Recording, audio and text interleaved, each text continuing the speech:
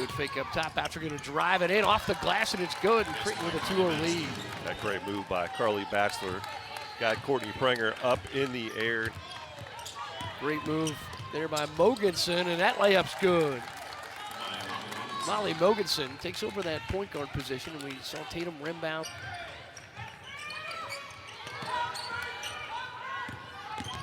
Jensen driving inside. Beautiful pull-up, and that's good for the block.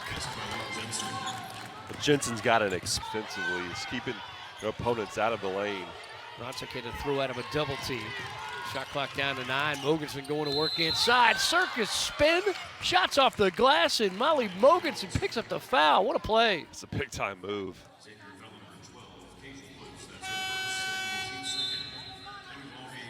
The defensive end, I think that was Anaya Harris that stuck her hand in there to get that deflection. Nice dash to the basket. That's Morgan Molly finishing there, and that's a signature cut there for the Blue Jays. Well, Elite 8 shows how good the conference is, and I think the conference is as good as it's been since the realignment. Good, a good look inside. That is a layup for Mogensen. Creighton in the right place at the right time, but the cuts are precise. Morgan Molly in the corner, 15 to shoot. Good look up top. Jensen all alone, and she drains it. Leave her that wide open. Yeah, that was just a matter of Creighton doing a good job getting the ball. Xavier's just misfired on 3 chances last time down. Good work inside, and again, Morgan Molly getting physical, getting the position and knocking down the points. 23-18, the Creighton lead. That ends the 2:30, ends that drought there, 1 for the last 7.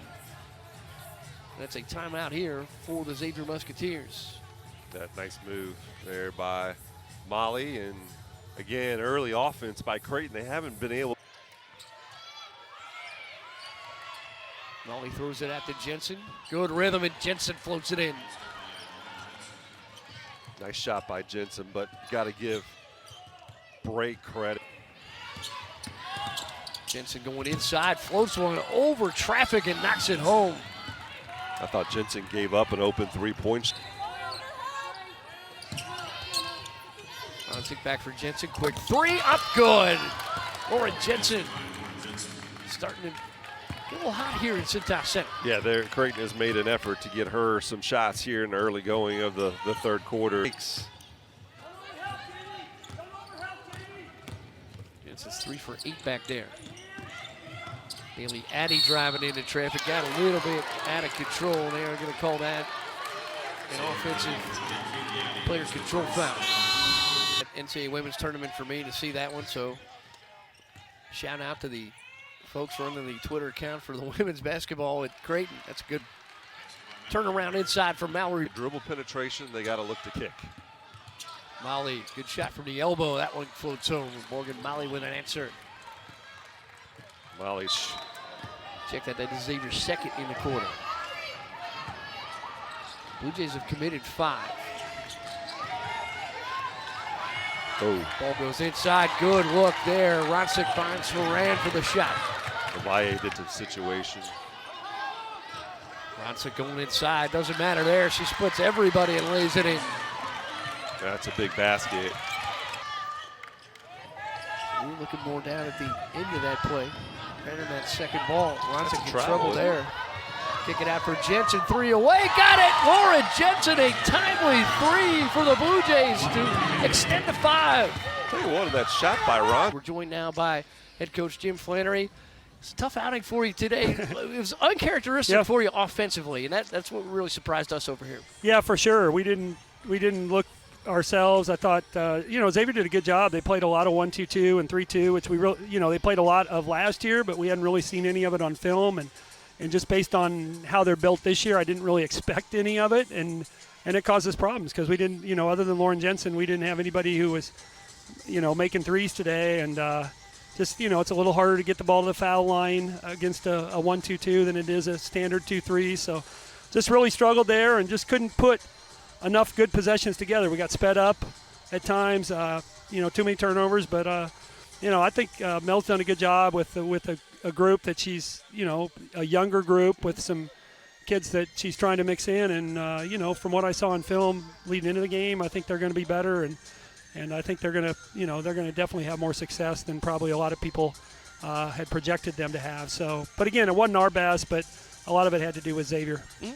Coach, we're accustomed to your team going on runs, frequently, and such a great offensive team, and it really seemed like that never came until the end of the game. Yeah. You finished 5 of your last 7 from the field. What's that say about your program and what you've established here over the last several years? Well, I mean, we have good players and we have experience. I mean, that's a lot. I mean, at some point, you knew that Morgan and Emma we're going to make some winning plays, and I thought they did. And we finally found a couple things that worked against the zone where we weren't necessarily relying on a 3. Emma had the basket at the rim, and so we did some. We made some good adjustments late that I felt like we kind of just stood in there, and that's what I told him. Going into the fourth quarter and even at the 5-minute timeout, I said, we haven't been our best today, but we still have a great chance to win. You got to make winning plays. You got to be tough. It's going to come down to rebounding and staying in front of the ball on defense, and try to take a little pressure, because we're built to be a better offensive team than defensive team. Although you wouldn't know that today from watching today, but I thought we had to really grind it out, and you're going to have to do that in a lot of games. We played on the road Monday and Tuesday and didn't have a lot of prep time. We just didn't. Not a lot of post-Thanksgiving atmosphere today. Yeah. We knew that. We knew that going in. But we'll have to.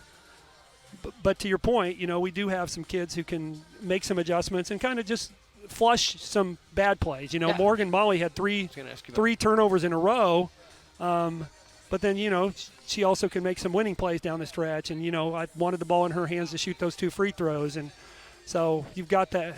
Well, she made 4 at the end, but the first 2 were a lot more important than the last 2. So, we've got a lot of work to do, but I'm pleased to get a win, because I don't think we've been on the road 5 of the first 6 now, so there's a carryover overall effect on that with that too. Yeah, talk about that schedule. It really doesn't get easy for you at any point, does it? No, it doesn't. It doesn't. I thought our November schedule was hard. Now I look at our December schedule, and we got talking about. We've got Arkansas and Stanford and Connecticut and DePaul. Like it's a really hard schedule. I mean, we've got a team that can handle it, but I just try not to look too far ahead, because if I do, I get a little weirded out. But I put I do the non-conference scheduling for us, so I don't have anybody to blame but myself. Okay. All right, Coach, thanks. Go get some rest. Enjoy. I think you're going to have a late Thanksgiving from what we understand. Absolutely, with the team. All right. Yeah. Okay, thanks, Mike. Thanks, Rich. Appreciate you guys. Good to see you, Coach. That is head coach Jim Flannery.